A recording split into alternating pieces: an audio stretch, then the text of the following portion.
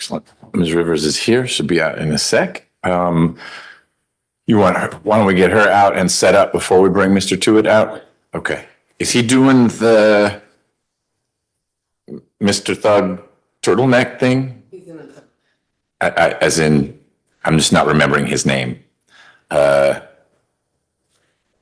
Williams, Mr. Williams is the turtleneck thing. Yeah, not Thug as in a bad guy. I didn't mean it that way, as in Mr. Williams.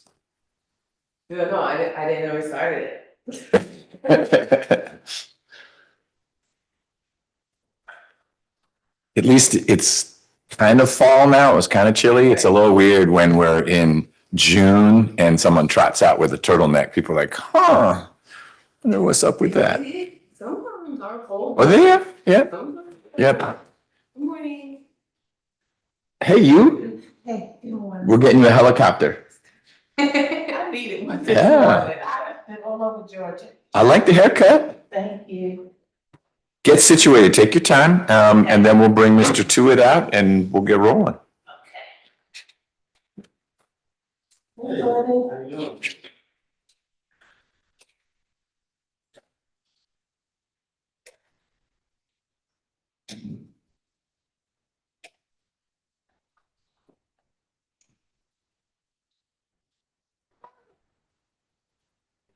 I gotta go get one thing.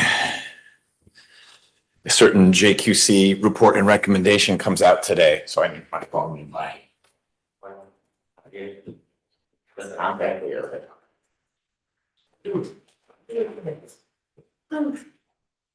Up at 5, leave at 7, get to work at 9. That's 4 hours before the work. That makes no sense. That means it's time to be tired.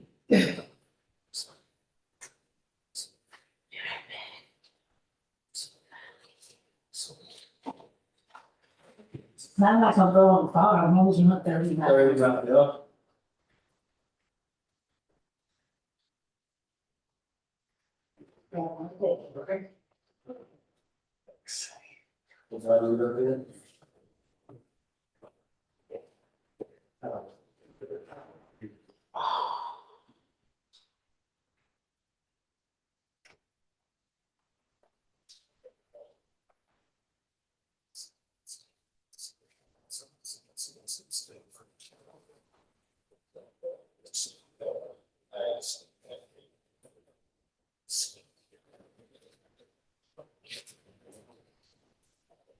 So Ms. Jones Connor will be here before the jurors, or she just will be dropping in? She should be coming in the next 20 minutes. Okay. Right.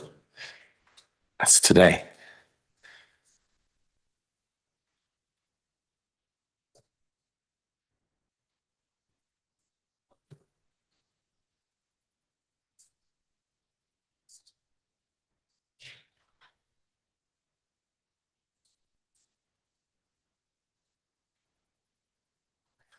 Mr. Hutcherson is coming by tomorrow to talk about the consolidated trial calendar. You're welcome to join. You only have one case on it and it won't get reached, I don't think. Even if it gets reached, it's not gonna get reached. Yeah.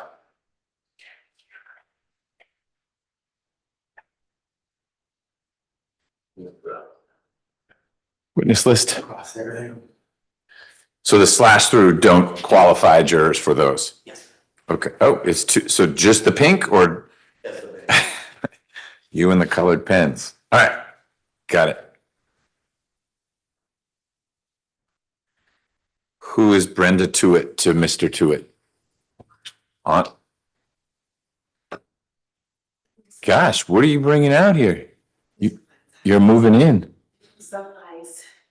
Well, then all the new paint and everything, isn't it? We're actually styling. We might have to host things now. Go, Michelle. We could get started though. Okay. Can we bring, They always, she doesn't keep coming right. okay.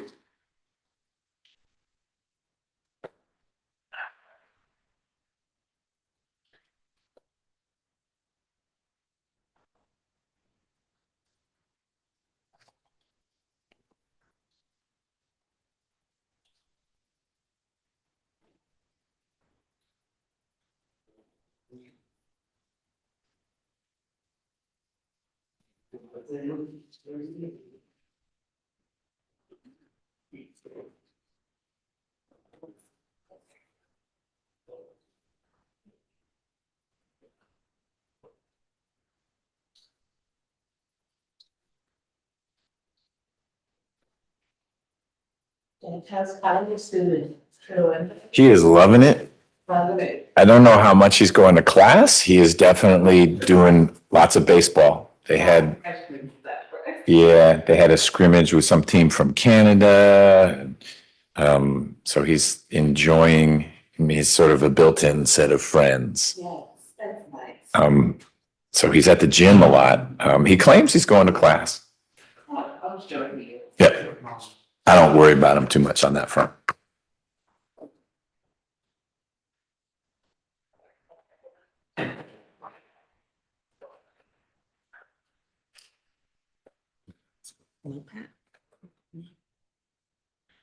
I already put all the questions in. Okay. This is your notes for 1 through 60, Okay. and then that's your draft. Okay.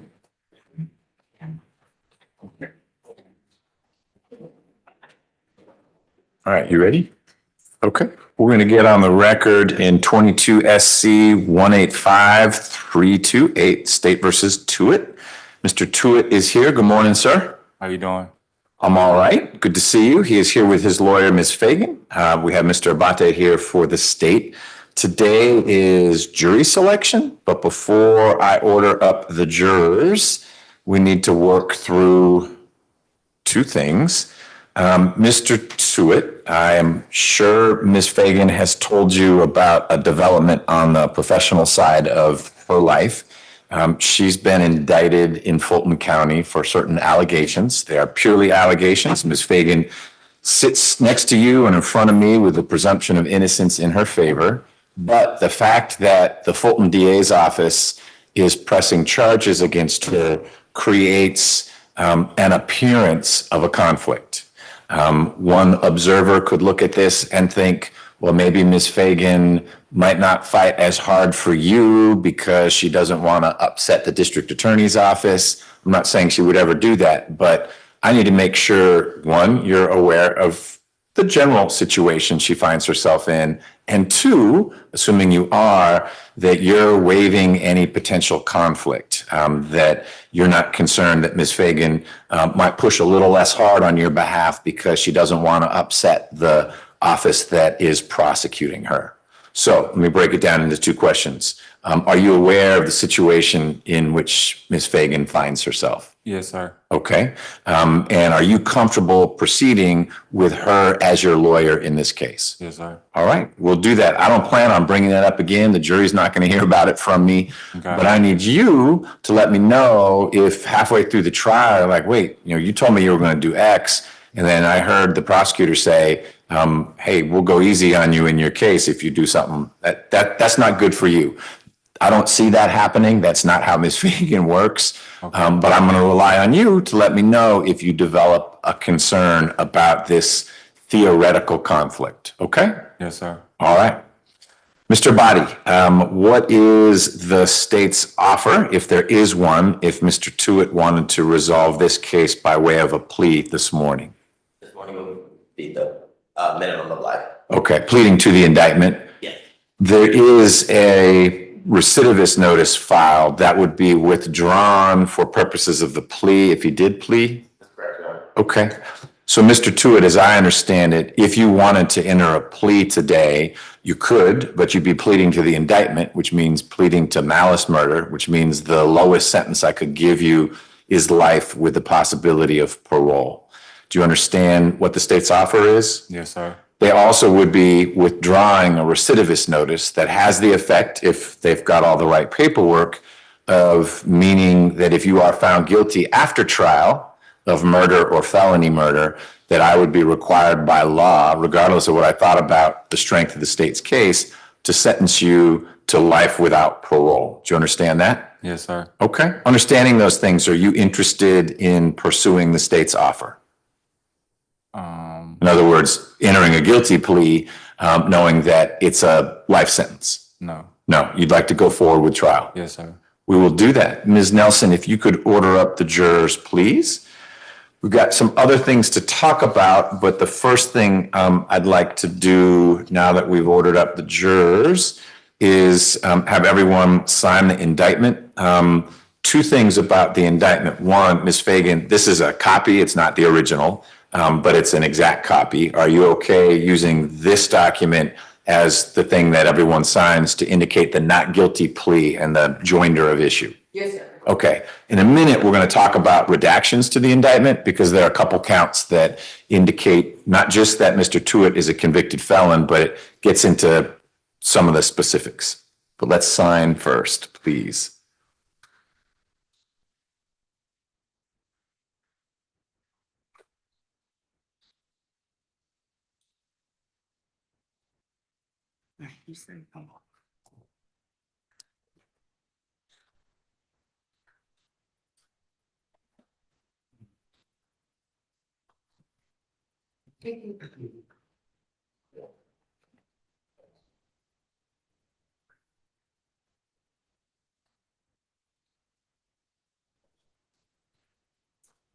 Thank you, sir. So let's start with that question of redaction, and we don't need to get into the specifics right now, but are you requesting, Ms. Fagan, that it would be count 7 and 8? Count 7 is possession of a firearm by a convicted felon, a 131, and it has the specifics that Mr. Tuitt allegedly was convicted of a felony in Cherokee County, and it says it's entering auto.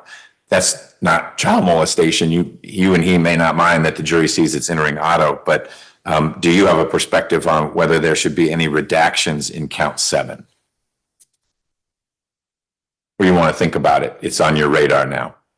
Yeah, I'd like to think about. I won't be reading. There's a felony murder also, so to a possession by convicted child. Right. So the only thing that would be redacted is the nature of the offense. I don't think, I'll hear you out if you disagree, I don't think there's any bifurcation here because it's a felony murder count. It's solely the question of whether count 7 basically says he's a convicted felon and doesn't talk about entering auto, because sometimes that other felony is a messy one and you understandably don't want the jury to know, hey, he shot someone before, and they'll draw their own conclusions. Just keep it in mind, because on Monday morning, I will be reading the indictment to the jury, and I'll need to know if you are asking that I simply say he'd been convicted of a felony in Cherokee County in September of 2021, because that's sort of what the redacted version would be. It just wouldn't say what the felony was. Yes, sir. That's not a material element. Similar question well, actually, as I look at count 8, it doesn't say what the underlying felony was in the 19 SC case in Fulton County.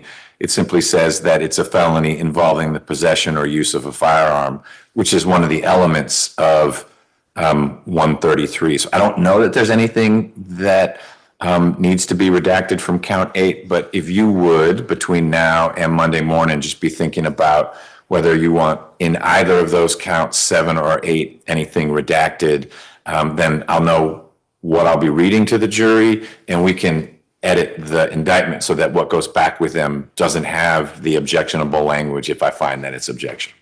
Yes, sir. All right. Mr. Body, anything you want to add on redactions? Okay.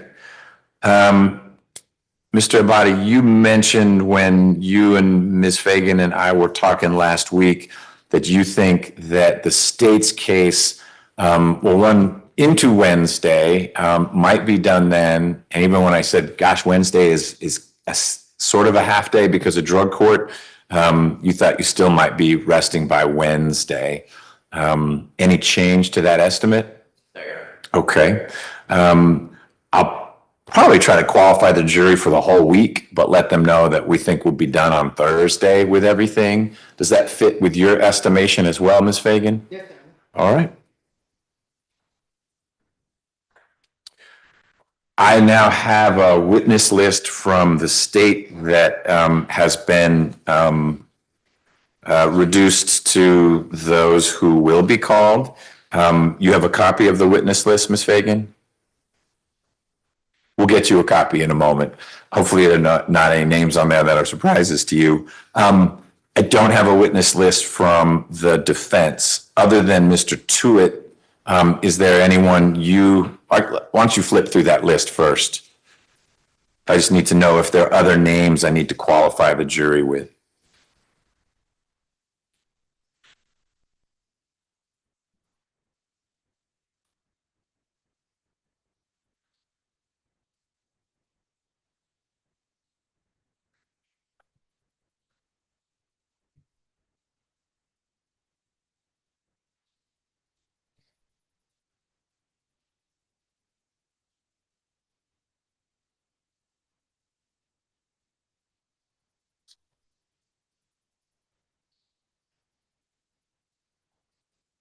No, Your Okay, then that's the universe. Mr. Body, you'll have Monday morning exhibit lists for us? Yes, Your Honor. Great. Let's talk about jury selection. I emailed you all the proposed general questions that I'll ask the 51 jurors who will be coming in a little bit. Did the state have any additions or subtractions? Ms. Fagan, did you have anything you wanted added or removed from that list? No, Your Honor. Okay, guys are easy today. Motions. There were no motions that I found in the docket. I will flag for the state that one Mike Carlson in July of 2024 filed a recidivist and aggravation notice. None of the cases listed on that are the cases in the indictment. So I don't know what Mr. Tuitt's on notice for as to what would be the basis of a recidivist status. Well, I do know. The only thing that's been filed, it involves 3 12SC indictments. It doesn't include anything from outside of Fulton, and it doesn't include this 19SC case that is in count 8. So I don't know if you've supplemented that with Ms. Fagan or how you want to manage it. I just want to put that on the state's radar. Should we get to sentencing, that the recidivist notice didn't include the cases in the indictment. You can talk to Michael Carlson about that. Question, I didn't get a Jackson Deno motion. I don't know if Mr. Tuitt said anything at all to the police, but if he did, we need to vet that in advance if either side wants to use it. I'll start with you, Ms. Fagan. Is there something you're trying to keep out from any interaction Mr. Tuitt had with the police? My understanding is he was arrested about a month later, and the arrest was confusing. The address I was going to have the jury learn more about was actually some hotel near the airport. I thought that was the incident location. That's where he got arrested. I now know what the incident location is. But any statements from Mr. Tuitt? Yes, Your Honor, there is a statement while he was in custody, and he had Miranda read and he did. Okay. Was it right there on the spot, so it's body cam, or it was your classic, we have him sitting in an interview room and then the detective comes in and they talk and it comes out? The latter. Okay. And you have a copy of that? Yes. Okay. And your review of it is that there really was nothing to challenge because it was a pretty plain and proper Miranda presentation from Detective whomever? Yes. Okay. Mr. Abadi, do you plan on using anything from Mr. Tuitt's interview with the police?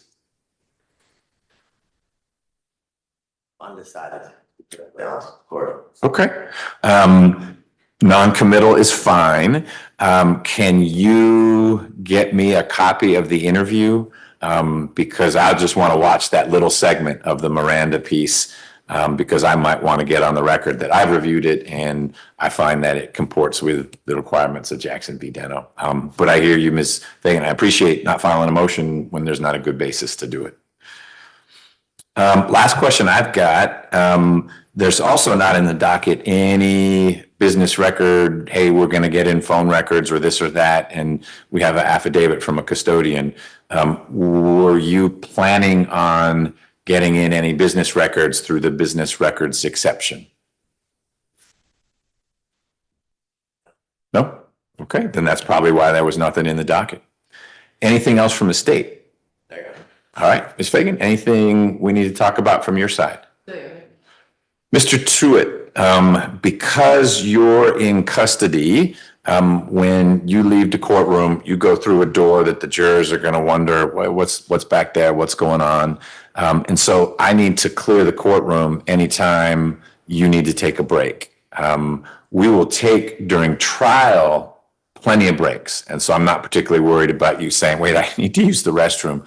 Today with jury selection, it's a little bit of a forced march. It's not fun for the lawyers because we don't take a lunch break. We basically break in between each panel of 17 jurors, and that's a long block of time. I say all that because that doesn't mean we can't break if you need one. It's a different kind of break. If Ms. Fagan just needs to pop back and use the restroom, that can happen. Same with Mr. Abadi. But if you need a break, I need to know to let everyone out. So tell Ms. Fagan, and she'll let me know, hey, this would be a good time for a break. My experience is that breaking after each panel is enough for a defendant. And each time we do that, you'll get to go back into the holding area. But like I said, I don't mean to impose my break on what your schedule is. So both today and during the trial, if you ever need a restroom break and we're not hitting the break for you, I need you to let the lawyer know. Okay? All right. Then what I'm going to do is ask one of the deputies to take you back to lockup, and we'll just be on hold until the jurors get here. Okay? Okay. Thanks. No. Do you need Deputy Gordon back, or can you get Mr. Tuitt? You'll get him back? Great.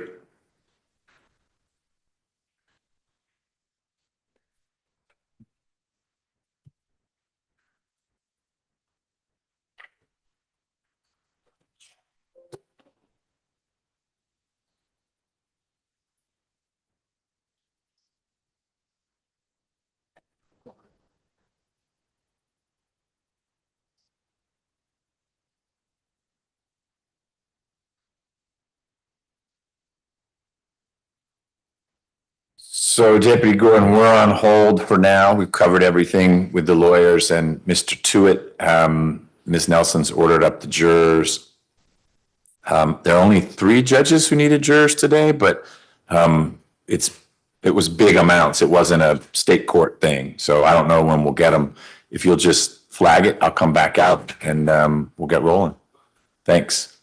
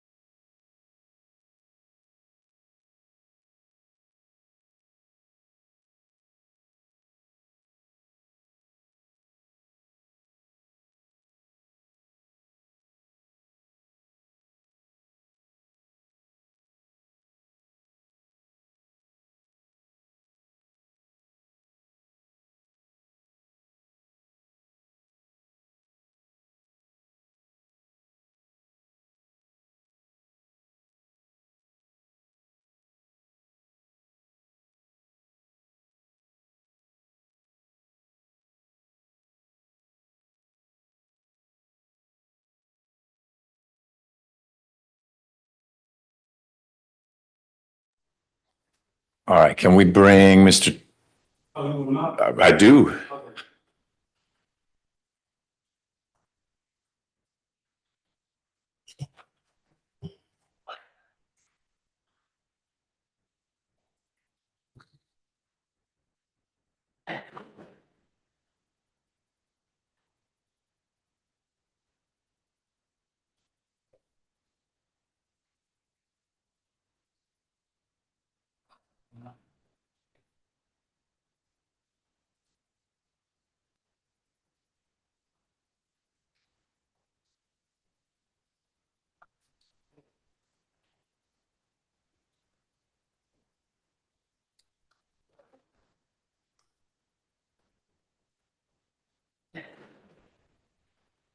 Ms. Rivers, you ready?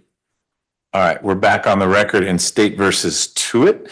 Deputy Gordon, it's my understanding that the jurors are ready outside? All right. I need to get on the record a little incident that happened while we were waiting. The young lady here in the back of the courtroom was filming the jurors out in the hallway. Deputy Gordon noticed that and confiscated her phone. Deputy Gordon, have you, with the assistance of this person, been able to double delete whatever was recorded? Okay.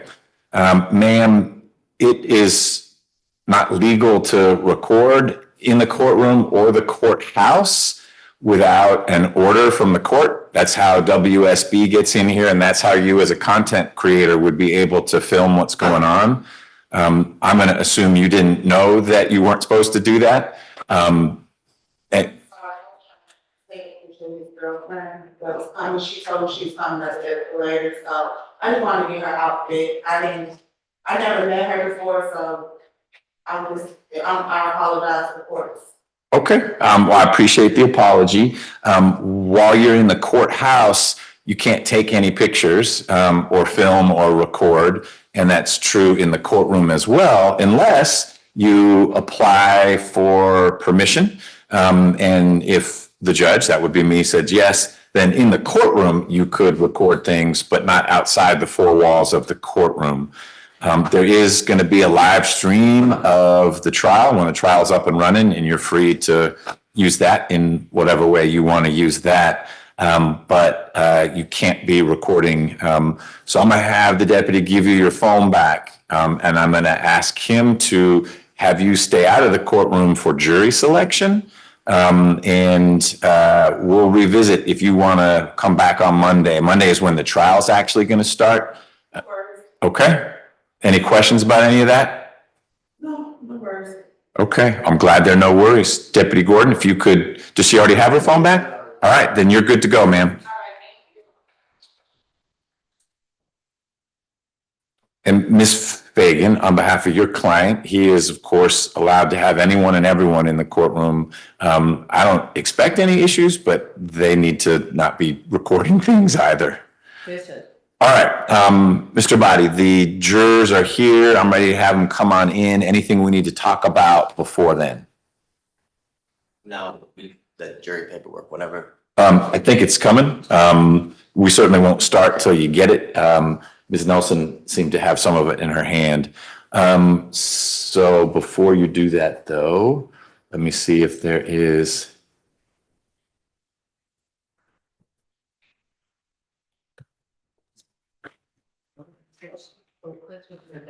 Yeah, why don't you guys move around, and Ms. Fagan, if you will, when Deputy Gordon comes back, he can move that monitor to the floor so that it's not in your way. But Mr. Tuitt, the folks you're going to be interested in are going to be sitting there and in the jury box most of today. So you'll actually be on the back side of the table, but I'll have you come around before they get in here.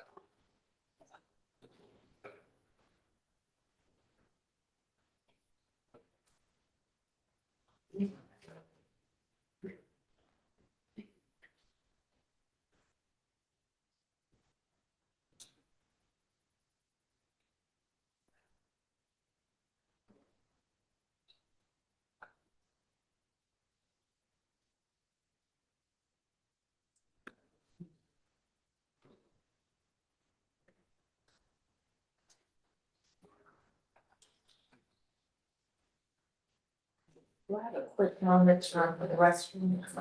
You do, if you want to hit the jury room, Even quick. no problem. Mhm.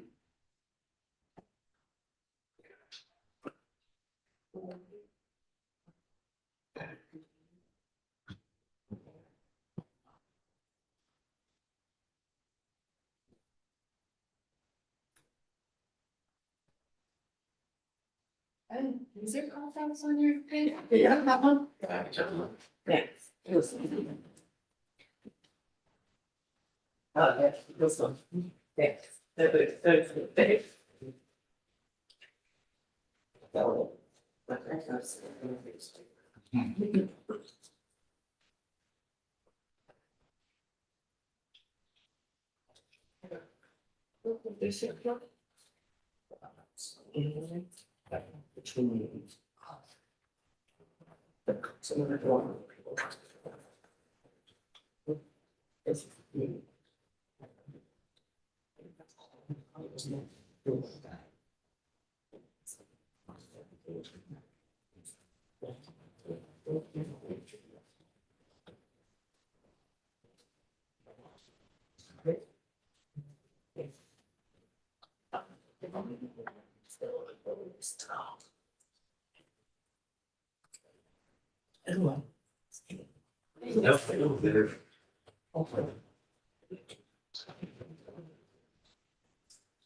We good with the paperwork?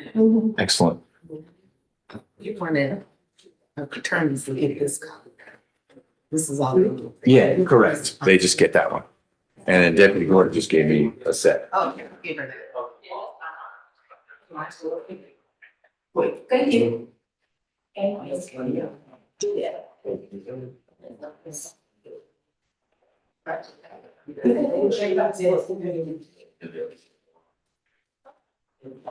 That's it too.